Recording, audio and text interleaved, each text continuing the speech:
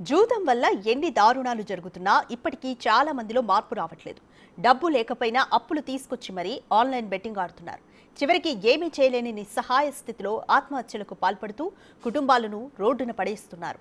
జూదంలో మునిగిపోయి బయటకు రాలేక భార్య, అభంశుభం తెలియని పిల్లలను చంపి వాళ్లు చనిపోతున్నారు. ఇలాంటి సంఘటనే 2023లో సిద్దిపేట జిల్లాలో జరిగింది.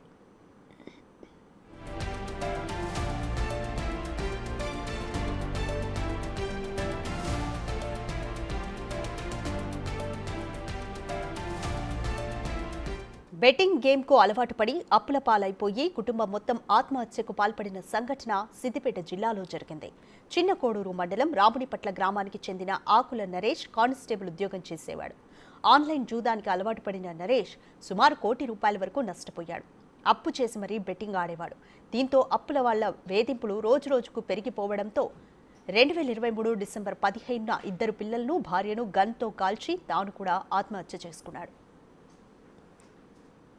ఇదే అంశంపై మరింత సమాచారం మా ప్రతినిధి దుర్గారెడ్డి అందిస్తారు. సిద్దిపేట జిల్లా చిన్నకోడూరు మండలం రామునిపట్ల గ్రామంలో ఉన్నాం. రామునిపట్ల గ్రామంలో డిసెంబర్ 23, 15 నాడు కానిస్టేబుల్ కలెక్టర్ గన్మెన్గా పనిచేస్తున్న ఆకుల నరేష్ ఆన్లైను గేము ఆ తర్వాత వివిధ కారణాలతోటి దాదాపు ₹1 కోటి వరకు అప్పు చేసి అప్పటి వరకే చాలా 60-70 లక్షలు కూడా చెల్లించిన మిగతా వాటిని చెల్లించలేకపోవడంతో వాళ్ళ వేధింపులు భరించలేక తాను పిల్లలను ఇద్దరిని ఆ తర్వాత భార్యను కూడా గన్తో కాల్చి ఆ తర్వాత తాను కూడా ఆత్మహత్య చేసుకున్నాడు. నిజంగానే తాను తండ్రి కూడా రాములు, లక్ష్మి తనకు వచ్చే ల్యాండ్ అమ్మి కూడా ఎకరం ల్యాండ్కి డబ్బులు కూడా వాళ్ళు చెల్లించారు. తాను బతుకులేమని చెప్పి తన అన్నదమ్ములు కూడా ఆర్థిక సాయం చేసిన తను ఆత్మహత్య చేసుకున్నాడు. నిజంగా రాములు తర్వాత లక్ష్మి తల్లిదండ్రులు ఉన్నారు. అసలు ఏం జరిగింది తెలుసుకునే ప్రయత్నం చేద్దాం. అసలు రాములు, అసలు నీకు ఎంతమంది కొడుకులు, ఈ నరేష్ ఎప్పుడు జాబ్లో జాయిన్ అయ్యిండు, ఎందుకు అప్పు చేయాల్సి వచ్చింది, మీకేమన్నా తెలుసు? సార్ నాకు ముగ్గురు కొడుకులు వాళ్ళు చదివించిన, వాళ్ళు పెళ్ళిళ్ళు చేసిన, మంచిగా చదివించి చేసిన, వాళ్ళు పెళ్ళిళ్ళు అయినాయి, పిల్లలు అయినరు, మంచిగానే మొత్తం బతికినాక వాళ్ళకి ఇట్లా ఆన్లైన్లో ఆడింది మాకు తెలియదు. ఇలా చేసిండు, అప్పులైనవి అంటే ఆడిని వీడిని బయట తీసుకొచ్చి కూడా ఇచ్చిన, అవి ఓంగా కూడా మళ్ళీ ఉన్న ఆస్తి జాగా కూడా అమ్మిచ్చిన, అవి అన్ని ఇచ్చినా కూడా సరిపోలేదు. ఇట్లా చేసుకున్నాడు. ఎన్ని అయినాయి అని మాకు తెలియదు, అప్పుల సంగతి మాకు తెలియదు. ఇక వెనకసిరి వాళ్ళు తెలిస్తే అది ఆన్లైన్ వాళ్ళు చూసి చెప్తే మాకు ఉన్న కాడికి అమ్మి పెట్టినాం. ఇక మాకు ఇప్పుడు చేతులు ఏం లేకుండా అయింది. ఏం చేస్తారు గట్టున్నది పరిస్థితి మాది. ఇప్పుడు ఇటువంటి ఆన్లైన్లో ఆట ఆడి చాలా మంది ఖరాబ్ అవుతుండ్రు. ఇటువంటి జరగకుండా నన్ను చూసుకోండి. ఇక ముందన్న మా బాధ మాకు ఉన్నది. ఇప్పుడు ఎంత ఆవేదన పడుతున్నామో, ఎంత ఏడుస్తున్నామో, ఇక ముందు ఇటువంటి ఎవరికి జరగకుండా కూడా మీరు చూసుకోవాలి. దయచేసి అందరూ మంచిగా ఉండాలని చూసుకోండి. ఇక జరగనియకూరు ఇటువంటి. రాములు కొడుకుని పోగొట్టుకున్నావు, మన్మల్ని పడగొట్టుకున్నావు, తర్వాత వాస్తవం చూసినట్టయితే నిజంగా అప్పు ఎంతవరకు చేసి ఉంటాడు? అప్పు సార్ అప్పుడు ఎంత, ఇప్పుడు అందులో వాళ్ళు వెనక్కి చెప్తారు కదా సార్, ₹1 కోటి దాకా చేసిండ్రు. అప్పు ₹1 కోటి దాకా అయింది అన్నాడు. అది భరించలేక కొన్ని కట్టినగా ఇదే తీసుకొచ్చి కట్టినావు, కానీ అది సరిపోక ఆయన ఈ పిల్లల్ని అంత ఆత్మహత్య చేసుకొని ఇట్లా చేసిండు సార్. ఈ రకంగా జరిగింది. ఏం చేయాల్సి ఉన్నదిగా అది. చూడొచ్చు, నిజంగా రాములు కొడుకును పోగొట్టుకున్న తర్వాత బాధ. తల్లి ఉన్నది. తల్లి అంటే చిన్నప్పటి నుండి తాను కష్టపడి ఆమె పెంచి పెద్ద చేసి ఉద్యోగం వచ్చిన సంతోషం ఉన్న సమయంలోనే ఈ సంఘటన జరగడం, ఆ లక్ష్మి చూస్తుంటే కంటతడి ఎలా ఉందో మనకు తెలుస్తుంది. నిజంగా అమ్మ అట్లా మీరు ఏడిస్తే ఏం చేయలేరమ్మా.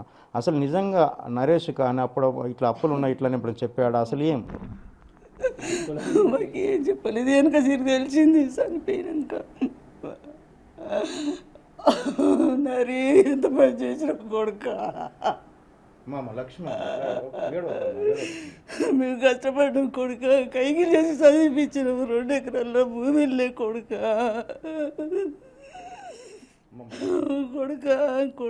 భోజన కొడుక నాని. అసలు నిజంగానే సరే ఇప్పుడు బాధపడుతున్న బాధ అయ్యా ఆట ఆడకుంది. ఇట్లాంటి ఆన్లైన్ గేమ్లు చాలా మంది ఆడుతున్నారమ్మా. వారు మీరు ఇచ్చే సలహా?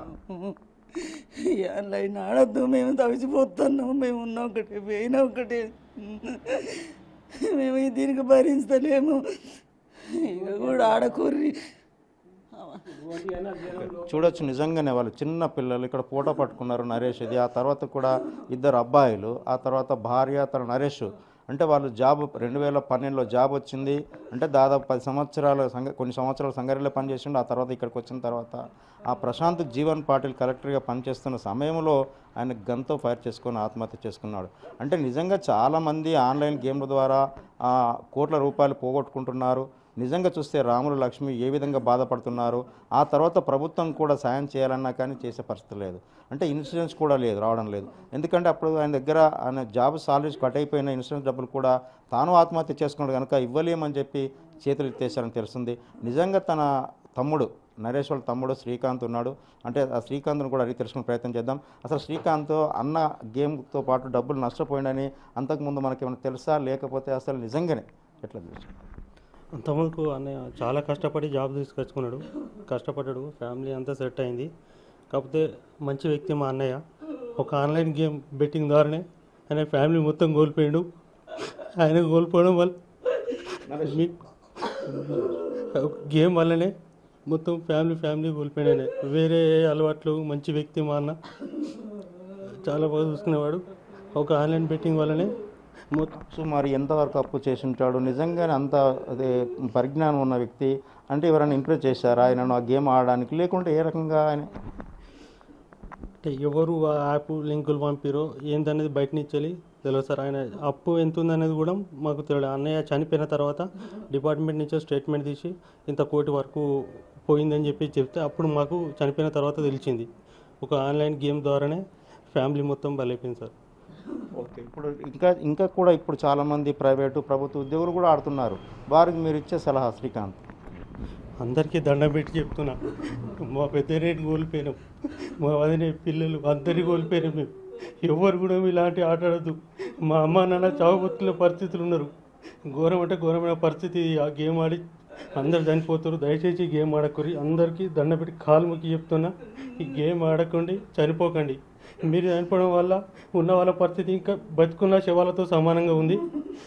ఎవరు కానీ ఇలాంటి ఆట ఆడకండి, చనిపోకండి. చూడొచ్చు నిజంగా వాళ్ళను మనం మాట్లాడిసే పరిస్థితినే వాళ్ళ కళ్ళలకే నీళ్లు తిరుగుతున్నాయి.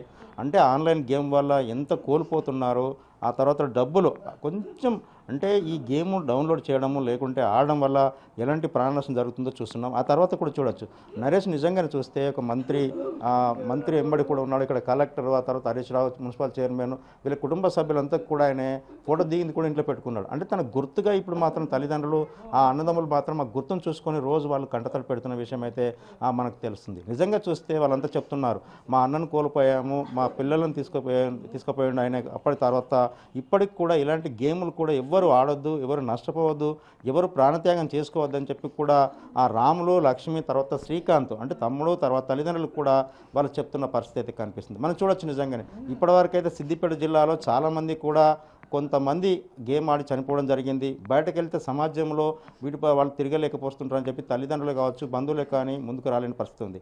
కానీ వీళ్ళు ఇచ్చే సలహా చూస్తే మాత్రం ఇప్పటికైనా కానీ గేములు ప్రభుత్వం నిషేధించాలని చెప్పి రాములు లక్ష్మి శ్రీకాంత్ ఆ నరేష్ వాళ్ళ కుటుంబ సభ్యులు చెప్తున్న పరిస్థితి మనకు కనిపిస్తుంది. కెమెరామెన్ కృష్ణతో దుర్గారెడ్డి, బిగ్ టీవీ.